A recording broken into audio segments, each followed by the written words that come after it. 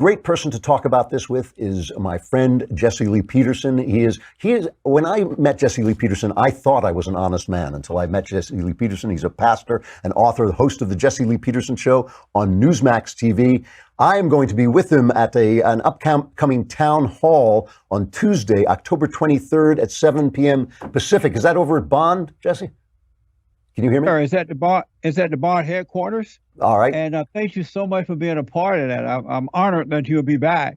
I want everybody and their mama to come. We're going to have Republicans, Democrats, Independent, Christians, atheists, everyone going to come, right? All right. And it's going to be October the 23rd, 7 p.m. at the headquarters of Bond in LA. They can go to jesseleepeterson.com to RSVP and get more information. Okay, what are we going to be talking about? We're going to be talking about the upcoming election. All right. How they, who they think going to win, why and why not. Their feelings about the Great White Hope, President Trump.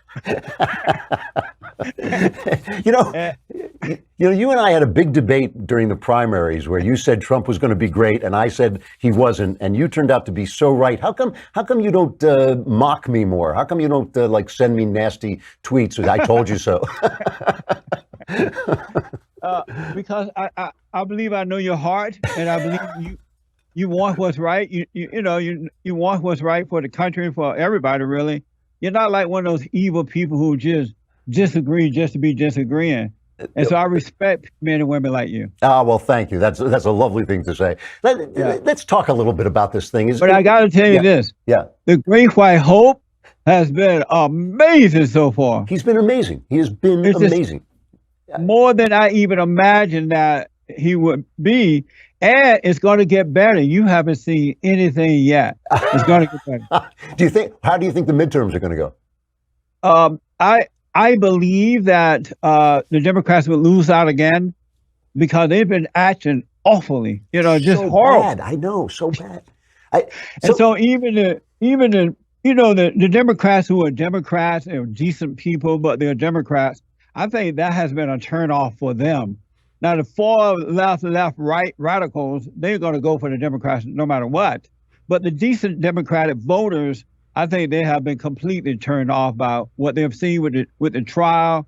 With the hearing for Judge Kavanaugh, with the attacks on the Republicans and people who disagree with them, the encouragement of violence by the Wicked Witch of the West, Maxine Waters. Yeah. I'm glad you didn't actually say that out loud, Jesse. I know you're just thinking it there. So I think that the Democrats are going to lose out, and they should lose out. We don't need those type of people to be in charge of making decisions about our country. You have been one of the really solid voices against identity politics, which the left has used so powerfully. Yeah.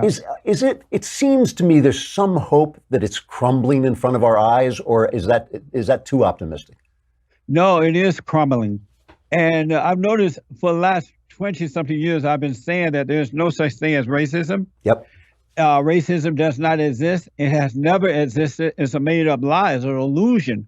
And you hear this from a man who was born on a plantation. I grew up under the Jim Crow laws. I had to pick cotton and all that good stuff. And I didn't hear the word racism growing up at all. I heard that it's a spiritual battle. It's a warfare between good and evil. It's either right or wrong. And there are good people in all races, and there are bad people in all races. And we should judge people based on character. But the children of the lie, you see that, right? I see that. Yeah. What is that? From the Fallen State TV. Okay. Yeah. Be aware of the children of the lie. They have made our issues to appear to be physical. And so they've come up with terms like racism, sexism, homophobism, Islamophobism, deadbeat dadism, right? And so you can't solve problems that doesn't exist. But if you see it for what it is, you see it as right or wrong, you can resolve it. And that's the only way we're going to solve these problems, from looking at exactly what they are and not what the children of the lie are calling them. When you say there's no such thing as racism, do you believe that there's such a thing as a racist? No, there's a hater. A hater, okay. Yeah, in your father's state, you have anger, right? Yeah. And all men and women who have anger they have fallen away from God, from within and from above. And so they're in an illusion, and Satan is their father. And so they're playing God by judging and hating their fellow man. It's enough to see injustice and deal with it, but don't resent it. Because when you resent it, it blinds you and you're now subject to it. Yeah. And so that's why people think it's about race, because they're angry and can't really see what's going on. So what I tell them to do is to go and forgive whomever they are angry at. And most of the time it starts in the home with the parents.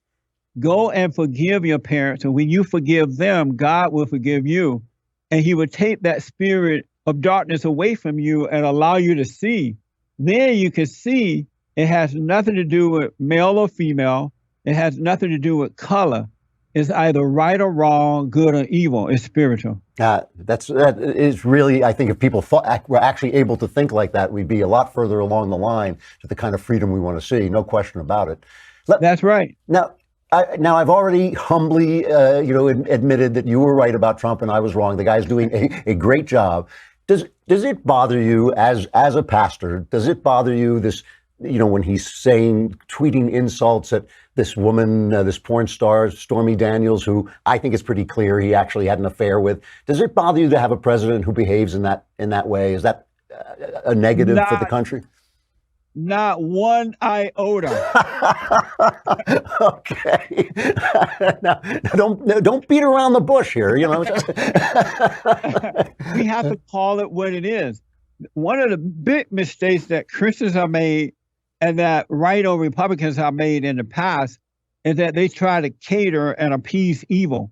You cannot appease evil at all. You can't give it any room in your personal life or public life, because it will destroy you. Its whole mission is to deceive and destroy. And so the Republicans have been afraid to stand up to evil and call it what it is.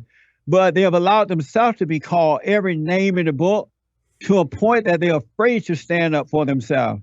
If you call an evil woman evil, all of a sudden you hate women. If you call black people, not all but most, wrong, you hate blacks.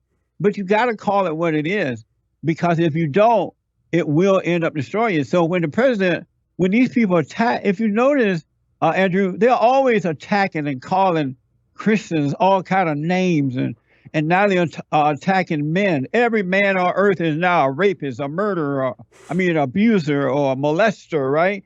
They call you whatever they want, but they cannot handle being called out. And so by the president calling them out, they're having a hissy fit. It's like putting water on a witch. And so they're screaming, they're yelling, right? But the Christians have to be careful not to be emotionally caught up in them overreaction to the president. Otherwise, you're going to identify with evil rather than identify with good. So we have to be logical and not emotional. All right. So fair enough. But when you look back on Trump's, obviously kind of loose sex life and the way he lived, does that bother you at all? Do you think that's a bad example, for instance? So, you work with young men. You try and get young men on the straight and narrow, not to live that kind of life. Is he a bad example to them? Not at all. And the reason for that, because that's who he was then. That's not who he is today. Okay. And we don't have a right. If someone apologizes or repent and their life changed, we have to see that person for who they are now, because we all have sinned. If you look back on my life, I used to be so into having sex with women that I didn't even think I could live without sex. But I realized now that was wrong. I was in a fallen state. I had this anger for my mother, and all men who have anger for their mothers hate all women. So they become attracted to what they hate. And so they try to get something from women that they don't have to give, and that is love. And men think sex is love, but it's not, right? And so when I forgave my mother, God forgave me. He gave me back my own identity. I no longer have her mindset and her emotions. Now I have the same perfect love for all people. And so I'm not into having sex out of wedlock. I could wait. I could date and get to know the person. They get to know me without bringing the emotion of sex into it. Because the moment you have sex out of wedlock, you are blinded to the person that you're dating. The men and women are blinded. It's based on emotion. And so I don't do that now. I'm a different person now. And so that's who I should be judged by Hmm. or discerned by, who I am today, not what I did in the past. And that's how I see the president. The president is not doing that today. He's setting a perfect example right now. And that's what I appreciate about him. Fair enough. Fair enough. I got to ask you one last question, then I got to go. But what was your reaction when you watched Kanye in the Oval Office? I was happy. I was like, right on. Thank God, because I know that it's influencing a lot of people, especially young Black men and women who have not heard outwardly another Black person stand up and speak the truth and say it like it is. Now, it'd have been nice if he had not cursed, because we should give respect to the White House. You know what I'm saying? Yeah. But the fact that he's put it out there, it's influencing a lot of Black men and women. And even Maxine Waters said, the wicked witch with the low IQ, she said that Kanye should be quiet, or he should shut up or something, because he is influencing other Black people. They don't want Black Americans to take a real look at the Democratic Party and see that the party has used them, and that the Republican Party platform is the best platform for them. God, country, freedom, independent thinking, an individual, strong military. The Democrats don't want the Blacks to see that, because if the Blacks abandon the Democratic Party, it's over for the party. It's over for them, no question about it. And that's what Kanye is doing. He's influencing. I hope so. All right, so I'm going to be there at your town hall on Tuesday, October 23rd, Tuesday at 7 p.m. Pacific. And is there a website people can go to look it up? Yeah, JesseLeePeterson.com. JesseLeePeterson.com. Jesse, it's always great talking to you. I look forward to seeing you at the town hall. I totally enjoy talking to you. You ask good questions, you make good comments, and I love talking to people like that. Thank you so much. It's always a pleasure. Thanks a lot. All right, buddy. All right, we got the mailbag coming up. God, that guy is great. He is. He's like on another plane from most people.